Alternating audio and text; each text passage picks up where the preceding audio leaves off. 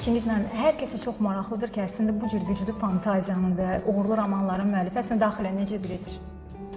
Necədən daxilən? Necə biridir daxilən? Onu deyə bilmərəm. Onu bəlkə də sirdir, ən böyük sirdir. Mən özüm də bilmərəm niyə görə. Daxilində nə var ki, mən onu yaradıram, necə bu, nədir, Tanrıdır, onu deyə bilmərəm. Amma mən hesab edirəm ki, sizin əsərlərinizi təkcə Dronqo ilə məhdudlaşdırmaq doğru deyildi. Yəni Dronqo obrazı ilə, amma Dronqo obrazı ilə məncə sizin prototipiniz kimi göstərsələr də hesab edirəm ki, Çingiz Abdullayev çox mu oxşuyur Dronqoya? Dronqo mənə daha çox oxşuyurdu, belə götürək, amma yox, təbii mən istəyirdim, belə qəhrəmanı yaradanda istəyirdim ki, məndən biraz ağıllı olsun, məndən gözəl olsun, məndən biraz saçı çox olsun, bəlkə ona görə. Amma təbii hər yazıcı istəyir ki, qəhrəmanı yaradanda, istəyir ki, bu qəhrəmanı sevsinlər, alter ego deyirlər, istəyir ki, qəhrəmanı yaradanda o qəhrəman xoşu gəlsin, oxucuların xoşuna gəlsin. Ona görə Tolstoyu götürsək, Pierre Bezukhov da, Andrey Balkonski da özü Tolstoydu, özünü bölüşdürüb, orada iki qəhrəman özünü yazmışdı. Mən bölüşdürmərəm, görürsünüz, bir qəhrəman yazıram, amma o birisi qəhrəmanlarım da var və bəziləri mənə oxşayır, bəziləri oxşamır təbii. Tərcümə halınıza baxırıq və tərcümə halınıza baxan hər bir adam sizin tək yazıcı kimi dəyərləndirmək bu doğru olmazdı, kifayət qədər geniş tərcümə halınız var. Amma ümumiyyətlə Azərbaycanda dünya şöhrətli demək çox dəb halına düşüb. Çingiz Abdullayev kifayət qədər dünya şöhrətli Azərbaycanın yazıcısı. Əslində dünya şöhrəti gətirən nə oldu? Əsərləri mi? Əsərlər, təbii əsərlər. Bilirsiniz, mən yenə deyirəm, mən indiyəcə bu siri bilmirəm, niyə görə məni Şvetsiyada ya Fransiyada oxuyurlar. Mən başa düşürəm, niyə görə Azərbaycanda ya da Rusiyada oxuyurlar. Mən başa düşürəm, niyə görə Ukraynada ya Qazaxstanda oxuyurlar. Amma niyə görə xaricdə Şvetsiyada ya Fransiyada onu deyə bilmərəm. Görünür, ən böyük sirdir, indiyəcən mənim üçün ən böyük sirdir. Dünya şöhrətli, maşallah, düz deyirsiniz, bizdə Azərbaycanda indi televizor quranda hesablayırsan bir minlərlə dünya şöhrəti adam var. Yox, dünya şöhrəti bilirsiniz nə ilə məlumlaşdırır. Wikipedia var, ensiklopediya. Orada adınızı yığınız. Əgər yoxdursa, ən azı dünya şöhrətli deyilsiniz. Əgər varsınızsa, ən azı sizə heç olmasa dünyada bəzi adamlar tanıyır. Bu belə həqiqi şeydir, həqiqi faktordur. Əsərlərinizdən bütün sitatları xatırlayırsınız? Çox sağ olun. Onda dağlarda vaxt nə vaxt dayanır? Dağlarda, yadımdadır, bəli. Dağlarda vaxt mən 3 yerdə yazmışam. Bir yerdə yazmışam ki, gecələr dayanır, bir yerdə yazmışam ki, ölüm olanda dayanır, bir yerdə də yazmışam gün qalxanda dayanır. Əsərlərinizin birində Sutinyorun ruhu əsərində bildirirsiniz ki, yəni daha doğrusu sizin qəhrəmanınıza məsləhət görürlər ki, o ailə həyatı qurmalıdır və onun heç olmasa ən azından ən ağır günündə ona bir fincan su uzadası bir qadın olsun yanında. Qəhrəmanınız isə bildirir ki, əgər kişi zəngin olarsa ona bir fincan su uzadacaq, çox böyük növbə toplanacaq sonda. Çingiz Abdullayev bunu təkcə qəhrəmanının xarakterindən doğaraq fikirləşir, yoxsa özü də belə hesab edir? Yox, bilirsiniz hesabı, əgər məni soruşsuz da yaşım 50-yə çatıb, mən sizə deyə bilərəm. Əslində kişi üçün çox çətindir yaşamaq, 70, 80, 90 yaşında tək yaşamaq çox çətindir. Belə bir misal var, istəyirsən it əzabı çəkəsən evləngindən, amma sonra kişi kimi öləcəksən. Amma istəyirsən kişi kimi yaşayasən, gezəsən, amma sonra it əzabı çəkəsən, onda evlənməginə. Təbii bu zarafatdır. Amma ümumiyyətcə mənim qəhrəmanım düz demir. Bilirsiniz, belə vaxt çatır ki, heç bir pul, heç bir uğur, heç nə sənə kömək eləmir. Sənin yanında, sənin yaxın adamın olmalıdır və təbii ki, o yaxın adam sənə baxa bilər, o yaxın adam sənə kömək eləyər, o həmin suyu uzada bilər. O olmayanda çətin olur. Təbii, heç bir pul onu əvəz eləyə bilməz. Mənim qəhrəmanım düz demir bu baxımdan. Kamal Abdullah Nobel mükafatına namizədliyi irəli sürüldü. Bəli. Müzakirələr çox uzun-uzadı oldu Kamal Abdullahın bu namizədliyi ilə bağlı. Müzakirə edənlərin sırasındaydınız. Yox, məndən soruşdular ki, siz necə baxırsınız buna? Mən dedim ki, sevinirəm. Təbii, mən ümumiyyət üçün sevinirəm. Azərbaycanın hansısa uğuru olanda mən Azərbaycanlı kimi sevinirəm. Təbii, mən sevinəcəyəm. Əgər alsa da sevinirəm, almasa da sevinirəm. Ona görə ki, bu Azərbaycanlıdır. Onun adı səslənir, onu veriblər və çox gözəl ki, bu elə olur. Müasir yazarlarımızdan kimi oxuyur Çingiz Abdullayev? Müasir Azərbaycan yazıçılar ya dünya yazıçılardır? Azərbaycan yazıçılardan Natiq Rasulzadə həmişə mənim xoşum gəlir. Biz gedəndə indi görüşlərə, mən deyəndə ki, uşaqlıqda onun kitabını oxumuşam, hamısı bizə gülürlər, onun saçı məndən biraz çoxdur. Amma 10 yaş tafodumuz var da, oradan da mən tələbə olanda mən onu oxuyurdum. Anarı oxumuşam, mənim uşaqlıqda Zaxar Abramov var idi və Cümşüd Əmirov, onları oxuyurdum. Maksud İbrahimbeyovu, Anarı, çox, Yusif Səmədoğlu, Qətl günü çox xoşuma gəlmişdi. Yəni çox, indi cavanları daha çox oxuyuram. Mən sizə deyə bilərəm də yazıçılar üçün katibiyəm. Ona görə daha çox cavanları oxuyuram. Mən görürəm ki, necə istedadlı bir nəsil gəlir. Təzəllikcən indi Azərbaycan ədəbiyyatına gəlir. Beləcə 20 il belə nəsil olmayıb. İndi bu yetişib gəlir Azərbaycana. Bir haşiyə çıxın, biz bura gələndə bizim istifadəçilərdən sorğu apardıq ki, əslində Çingiz Abdullayev hansı sualları vermək istəyirdiniz? Bir Türkiyəli vətəndaş sizin kitablarınız haqqında danışdı və dedi ki, əgər Çingiz Abdullayev mənim kimi, belə də ifadəni olduğu kimi odunu tərpədə bildiribsə, ağacı tərpədə bilibsə, deməli Çingiz Abdullayev daha yazıcıdır. Çox sağ ol. Türkiyədə çoxlu çıxıb. Mənim 16 kitabım çıxıb Türkiyədə, çoxlu kitablarım çıxıb Türkiyədə. Sevinirəm ki, belə dost ölkədə, özümüz də türkik, orada mənim kitablarım türk dilində çıxır. Mən ona çox sevinirəm. Çingiz müəllim, romanlarınızı şahmata bənzətsə, çox mürəkkəb kombinasiyalar qurursunuz. Amma sona yaxınlaşanda tam sadə gedişlərlə mat. Bu nədir? Yaxşı şahmat belə olmalı. Yazıcı texnologiyasıdır, yoxsa sadəcə sonda yorulursunuz? Yox, mən təbii bu belə də olmalıdır. Təbii bu belə olmalıdır axı. Sən axtaranda təbii sən başa düşməlisən ki, bu nə qədər də gizli qətl olsa tez-keç sən onun səbəbini tapmalısan. Ona görə də bu səbəbini araşdıranda sən belə yazmalısan ki, sənə oxucular inansınlar. Müsahibələrinizin birində bildirirsiniz ki, Vergilər Nazirliyi nə vaxtsa sizi ən çox vergi ödəyən vergi ödəyicisiniz ki, şəxs kimi. Bəli, bu belədir. Siz deyilsə, nə qədər vergi ödəyirsiniz? Böyle sir deyil, mən sizə deyə bilərəm. Bax, o vaxt gələndə məndən soruşanda mənim bir kinom çıxmışdı, cəmi bir kino və onun qanararı $50.000 idi. Və Polad Bülbüloğlu gəldi, özü gəldi mənim yanıma, ağappaq dedi, mən inanmazdım ki, belə vergi var. 35% vergi var idi. Yəni mənim qanararımdan $18.500 bir kinoya görə çıxdılar. İndi mən üst tutub soruşuram ki, hansı yazıcıya, hansı rəssam, hansı müğənni bir kinoya görə bir belə pulu, vergini verir. Əslində vergi belədir ki, təbii siz verməlisiniz. Bunu mən deyirəm açıq, mənim mağazinim yoxdur, mənim restoranım yoxdur, bəlkə pisdir ki, yoxdur, amma yoxdur. Və mənim bütün pullarım yalnız və yalnız mənim kitablarımdan və kinolarımdan gəlir.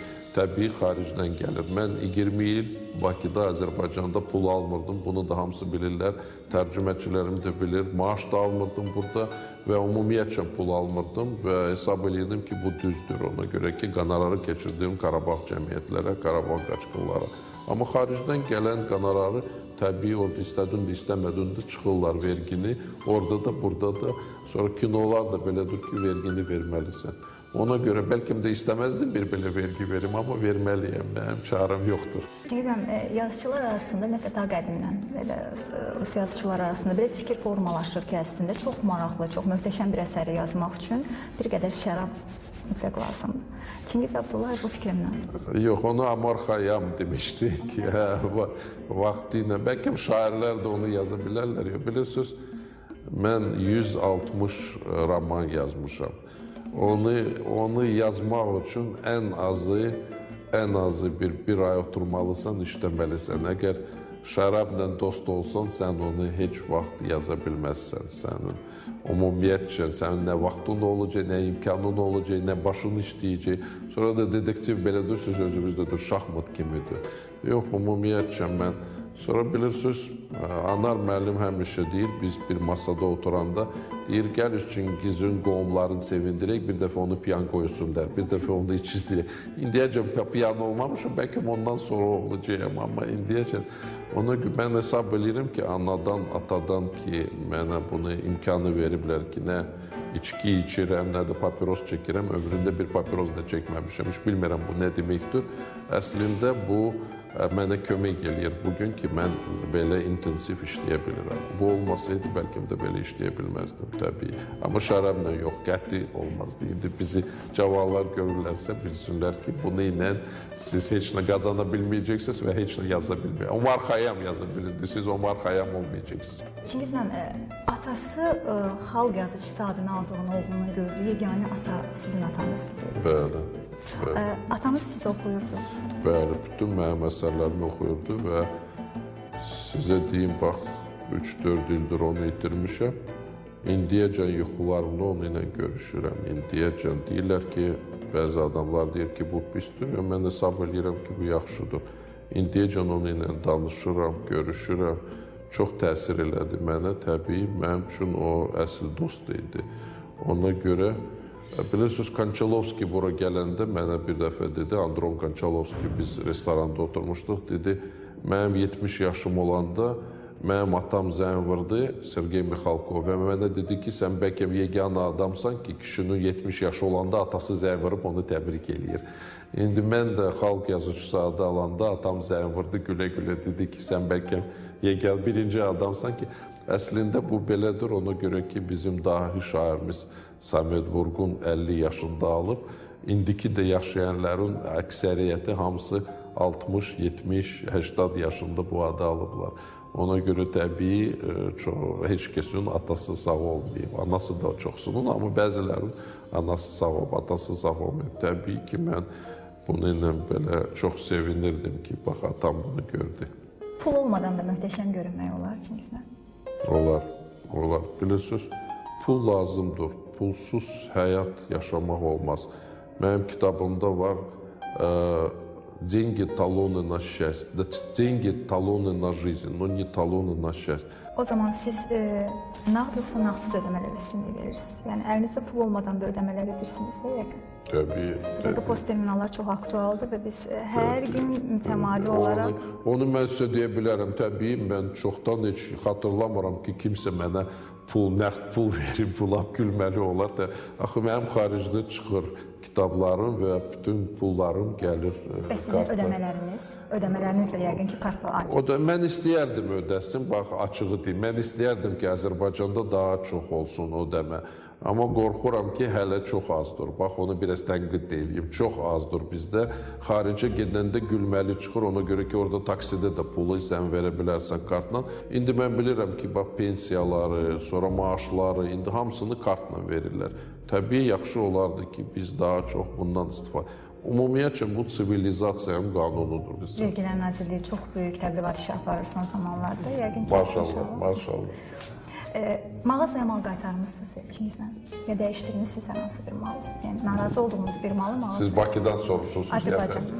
Azərbaycanda mağazalara getmirəm. Amma təbii, yox, yadımda deyil ki, qaytarım.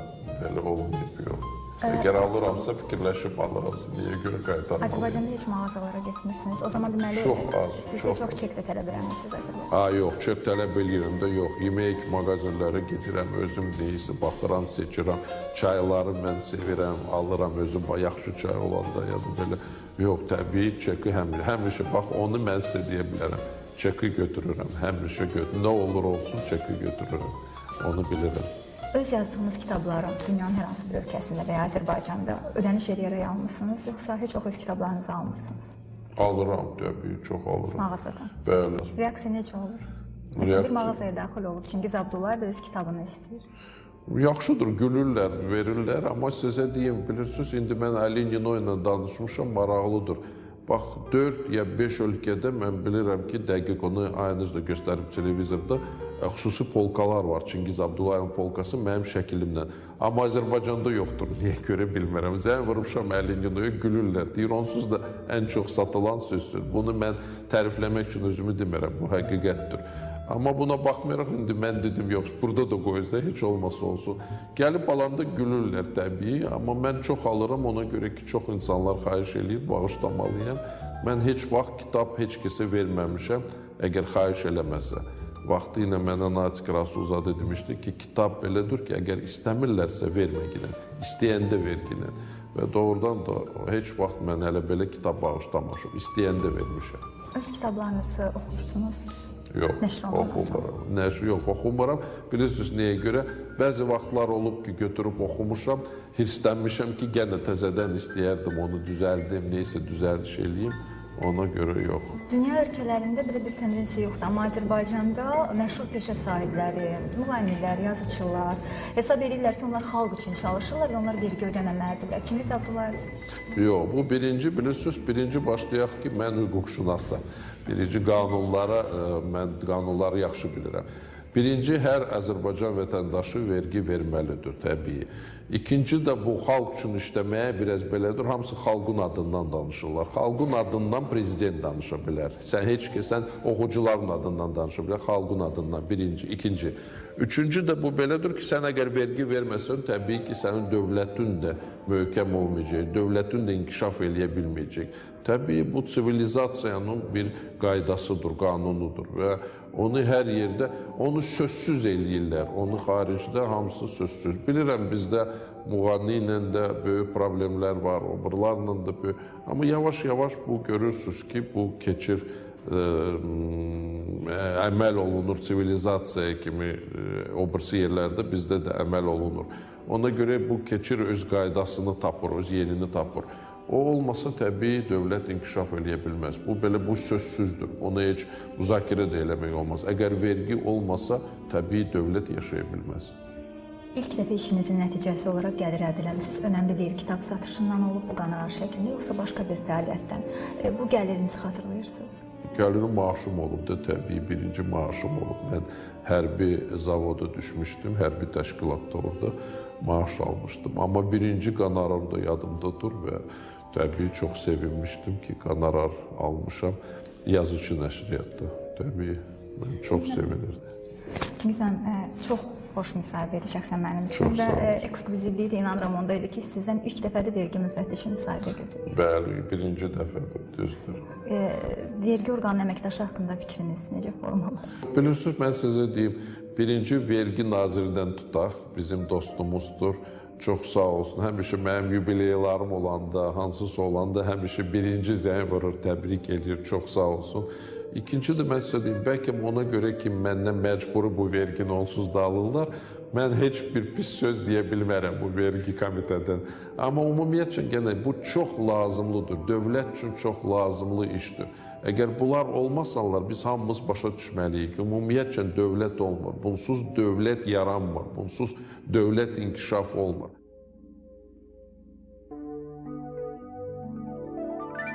Şaiq Hacı belə bir sual verir ki, кто, по-вашему, круче, ваш герой Дронго или инспектор, или налоговый инспектор? Очень хороший вопрос.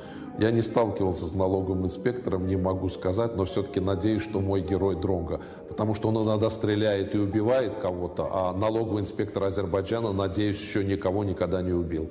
Хотя в переносном смысле, наверное, кого-то убивает. Нермин Кенгерли belə bir sual verir. В вашей книге есть такой момент. Бывшие в стране Советов до сих пор не могут понять, как может человек в здравом уме честно платить налоги. У каждого свой менталитет, и ради справедливости стоит отметить, что в прибалтийских республиках налоги собираются немного лучше, скажем, чем в среднеазиатской. Как вы считаете, это надолго? Мы когда-нибудь освободимся от азиатского образа мышления? Это не азиатский образ мышления, это все-таки остаток советского образа мышления, потому что я уже сказал, мы все наследники Советского Союза, и при социализме такого просто не было.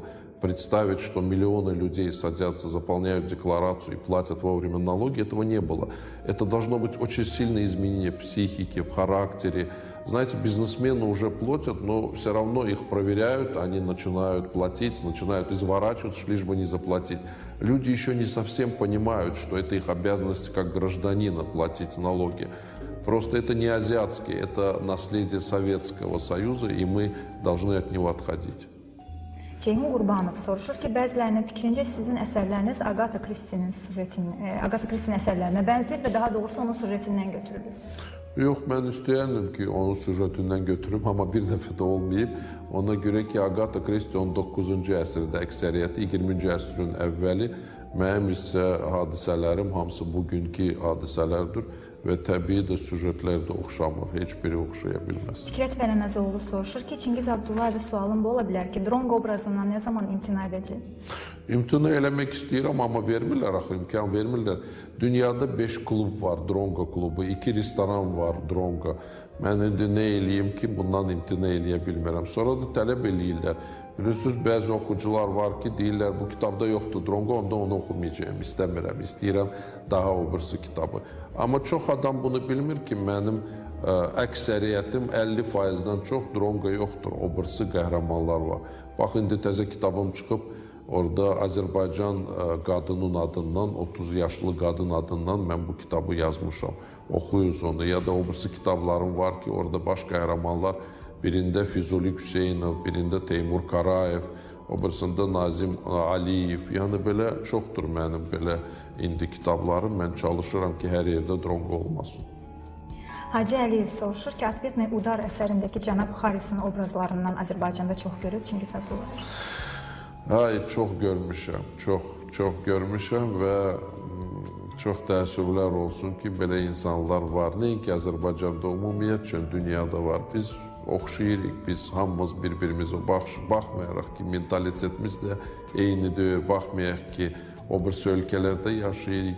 Amma belə insanlar hər yerdə var. Bizdə də var, o birisi yerlərdə də var. Fərid Kərimov soruşur ki, həyatımızda elə insanlar olur ki, onları çox sevirik. Amma qəlbimizi qırıb bütün arzularımızı puç eləyirlər. Yəqin Çingiz Abdullayevin də həyatında belə olub, çünki əsərlərində hiss olunur. Əgər o insan gəlib bağışla desəydi, Çingiz Abdullayev onu bağışlayardı mı? Ümumiyyətcə, yazıcı bilirsiniz, bağışlamalıdır. Əgər insanları qəbul edirsə, insanları başa düşürsə, bağışlama. Amma mənim bir kitabım var, Yalnız Özümüzkilər. Ümumiyyətcə, fransızlar deyir ki, səni sata bilər yalnız özünüzki. Təbii ki, səni yad adam sata bilməz, sənin yaxın dostun sata bilər. Yox, bu barədə mən xoşbaxt adamam, mənim dostlarımın məni satmayıb, mən də onları heç kəsi satmamışam. Ona görə bu baxımdan belə olmayıb, mənim həyatımda belə hadisələr olmayıb. Aydın Piriyev soruşur ki, yazıcı nəyə heç vaxt qurban verməməlidir? Öz layiqətini, öz fikrini dəyişməməlidir. Bilirsiniz, mənim 26 milyon oxucum var. Əgər onlar hiss eləsələr ki, mən nəyisə dəyişdirirəm, əgər onlar başa düşsülər ki, bugün mən buna ağ yazıram, sabah buna qara yazıram, ömründə mənim kitabımı oxumayacaq. Yazıcı bunu dəyişməməlidir, özünə hörmət eləməlidir. Atam həmişə deyərdi, insan özünə hörmət eləməyəndə ona heç kəs hörmət eləməyəcək. Mən heç vaxt öz mövqeyimi, fikrimi dəyişmərəm. Ümumiyyətcə, mən bir dəfə demişəm, layiqətli adam anasını, vətəni və fikrini dəyişməz. Təəssüflər olsun ki, çox adam bunu ilə razılaşmır. Nigar Qassım 18 yaşı var və soruşur ki, yazı yazıram, kitablar istəyirəm çıxarım. Mənimlə ortaq bir əsərə müəlliflik etməyini çox istəsəm, Çingiz Abdullayev buna nə cavab verir? Necə, mənimlə? Mənimlə ortaq bir əsər yaza bilərmi Çingiz Abdullayev? Yox, inanmıram ki, yaza bilərik, amma qoy gəlsin bizə, heç olmasa müraciət eləsin, baxaq ümumiyyətcə nə yazır, Xaqaniyə 25-ə gəlsin. Çinarə Əli Muxtarova bayaq dediyiniz bir fikri tamamladı. Siz dediniz ki, siz elə bilirdiniz, oğlanlar çox oxuyur, amma qadınlar da çox oxuyur. O yazıb ki, Çingiz Abdullayev mənim onu sevdiyim qədər sevə bilərmi? Onu bilmirəm, mən onu görməliyim. Kişilər gözlə sevirlər, amma qadınlar ürəklə.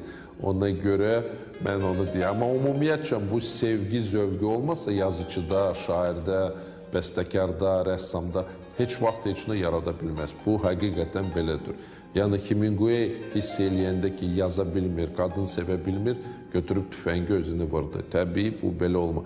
Bu belə olmasa şair heç vaxt şeir yaza bilməz, bəstəkar musiqi yaza bilməz, rəssam heç nə çəkə bilməz. Bu belədir. Son sual Aydın İbrahimovdan gəlir. Soruşur ki, Çingiz Abdullayev Vergilər Nazirliyində və Milli Təhlükəsizlik Nazirliyində eyni vaxtda rəis vəzifəsi təklif olunursa, hansına razılıq verər? Heç birinə. 50 yaşımda peşəmi dəyişmək çətin olardı. Mən inanmıram ki, düzdür, Təhlükəsizlik Nazirliyi ilə bir vaxt bağlı olmuşam, amma yox, indi də 50 yaş. İnanmıram ki, mən cavanlar kimi belə yaxşı işləyərdim. Amma əgər sual verirsə, təbii Təhlükəsizlik Nazirliyə gedərdim. Bəlkə eks-kəşfiyyatda işləyə bilərdim. Neyisə fikirləşib onlara kömək eləyə bilərdim. Təşəkkür edirəm Çingiz müəllim. Çox sağ Sizi olun. yorduq, minnətdaram. Çox sağ Amma olun. bu sualların içərisindən istifadəçilərinizin Hə, bir o sual yazıcı soruşmuşdu ki, yazıcı qurban verir. neyi qurban verməz? Aha, Hə, Aydın o Piriyev. Çox bəli, çox gözəl sual idi.